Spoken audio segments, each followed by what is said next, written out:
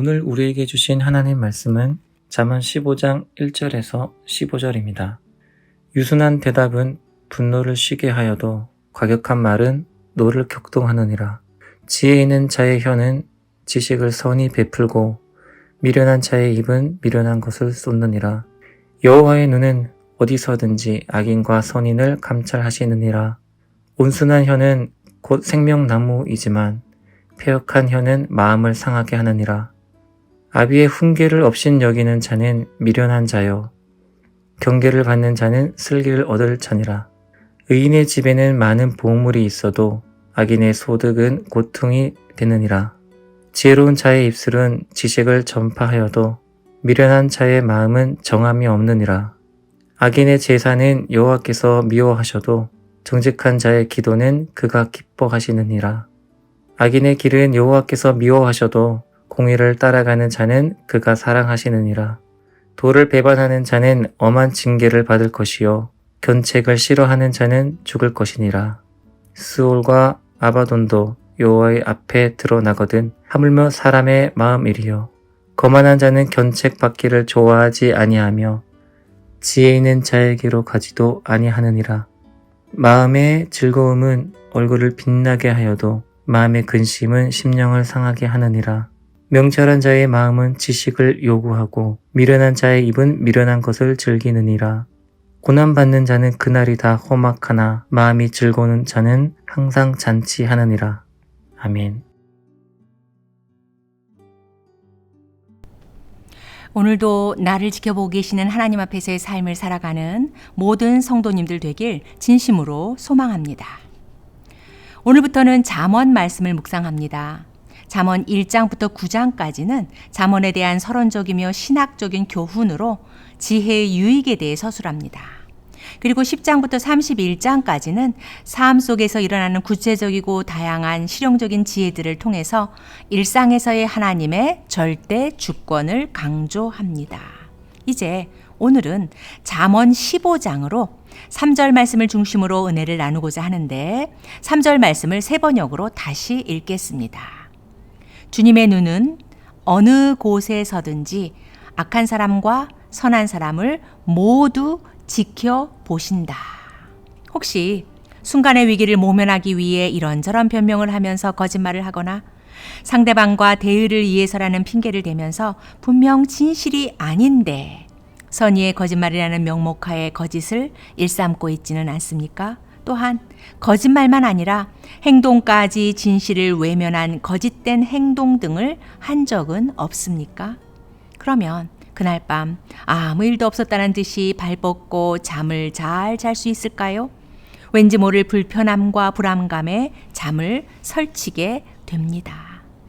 가족과 친구 혹은 직장 동료들이나 교회 지체들과 대화를 하던 중 불가피하게 화를 내게 되고 더 나아가 참고 또 참다가 더 이상 참지 못해 과격한 말을 하면서 분을 쏟아낸다면 그때 기분이 어떨까요? 아이고 속 시원하다. 10년 묵은 채증이 싹 사라진 기분이네. 물론 그 순간은 그럴 수도 있겠지만 그러나 그것도 잠시 조금만 더 참을 걸. 이왕이면 부드럽고 지혜롭게 얘기했으면 좋았을 텐데 우리는 곧바로 후회합니다. 그러나 후회로만 끝나는 것이 아니라 그 상황이 계속 떠오르면서 마음이 괴롭고 마음의 평안을 잃어 결국 한숨도 못 자고 밤새 뒤척입니다. 그렇다면 그 이유가 무엇일까요? 훌훌 털어버리고 싹 다 잊어버리면 될 텐데 그러나 말처럼 쉽지 않으니 도대체 왜 그럴까요? 그것은 바로 지금 내 안에 계신 성령 하나님이 탄식하고 계신다는 증거입니다. 왜 그랬니? 조금만 더 참지. 봐라. 지금 너만 힘들지 않니? 그리고 이것은 바로 3절 말씀대로 여호와의 눈은 어디서든지 악인과 선인을 감찰하시는 분, 즉 하나님은 항상 나를 지켜보고 계신 분이라는 이 진리를 우리가 분명히 믿고 고백한다는 또 하나의 확실한 증거입니다. 이 진리를 우리가 분명히 믿고 고백하기에 그래서 우리는 오늘 본문 여러 곳에서 말씀하듯이 입에서 나오는 대로 과격한 말과 잔인한 말을 내뱉으며 상대방의 마음을 상하게 하고 분노를 일으키게 하는 것이 아니라 가능한 따뜻하고 부드럽고 지혜로운 말을 하여 상대방을 위로하고 세우려고 몸부림치며 애를 씁니다. 거짓과 교만과 불의가 가득한 삶을 살아가는 것이 아니라 최대한 정직하고 겸손하고 공의로운 삶을 살아가기 위해 발버둥치며 온갖 힘을 다합니다. 그리고 그렇게 하지 못했을 때에는 내 안에 계신 성령님이 탄식하기에 그래서 그날은 밤새 마음이 불편하고 불안하면서 불면에 시달리게 되는 것입니다.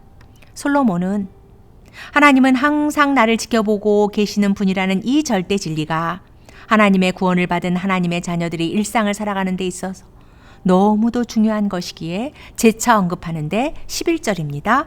스올과 아바돈도 여호와 앞에 드러나거든 하물며 사람의 마음이리요.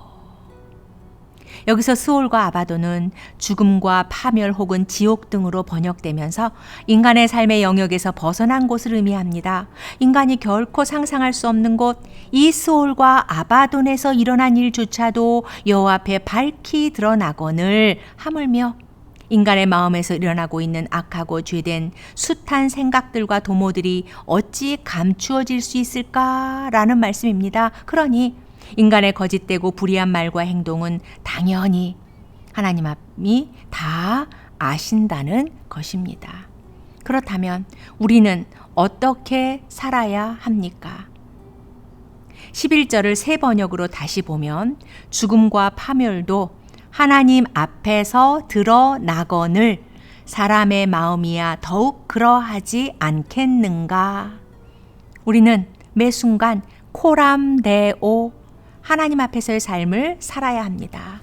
코람데오의 삶이 구체적으로 어떤 것인지 다윗이 이렇게 고백합니다. 시편 139편 1절부터 4절입니다. 여호와여, 주께서 나를 살펴보셨으므로 나를 아시나이다. 주께서 내가 앉고 일어섬을 아시고 멀리서도 나의 생각을 밝히 아시오며 나의 모든 길과 내가 눕는 것을 살펴보셨으므로 나의 모든 행위를 익히 아시오니 여호와여, 내 혀의 말을 알지 못하시는 것이 하나도 없으시니이다.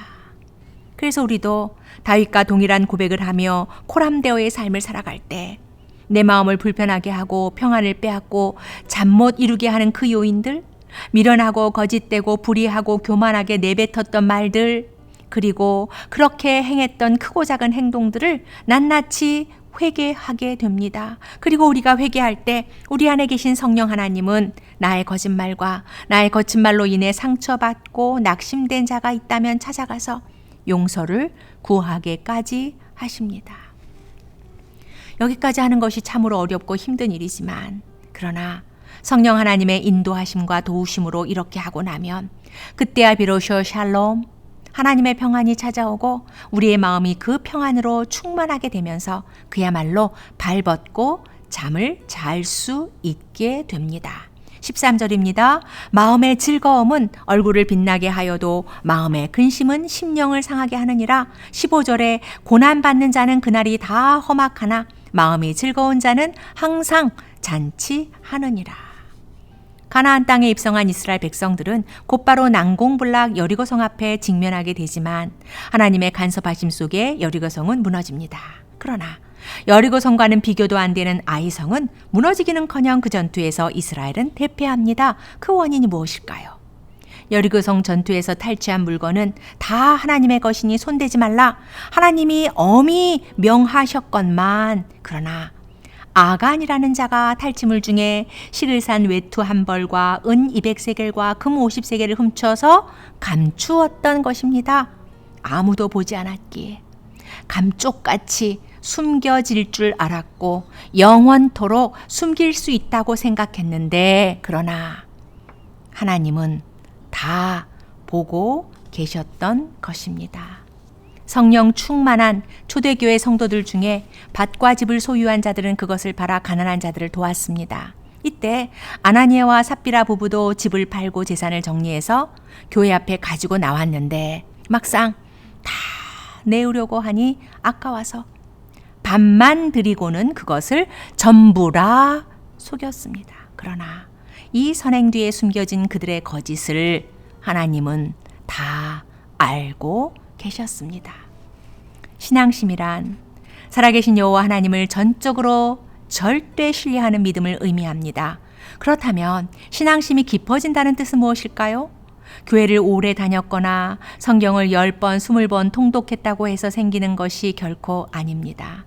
신앙심이 깊어진다는 것은 코람데오, 우리가 언제 어디서나 우리를 보고 계시는 하나님 앞에서의 삶을 살아갈 때 우리의 삶 속에 하나님의 시선을 의식하는 시간이 어제보다 오늘 조금 더 많아지고 하나님의 시선을 의식하는 공간이 작년보다 올해 조금 더 넓어지고 하나님의 시선을 의식하는 사건들이 시간이 흐를수록 점점 더 늘어나는 것입니다. 코람데오, 항상 나를 지켜보고 계시는 하나님 앞에서 생각하고 말하고 행동함으로 어제보다 오늘 우리의 신앙심이 조금 더 깊어지는 은혜가 저와 사랑하는 모든 성도님들 위해 충만하길 진심으로 기도합니다. 아멘.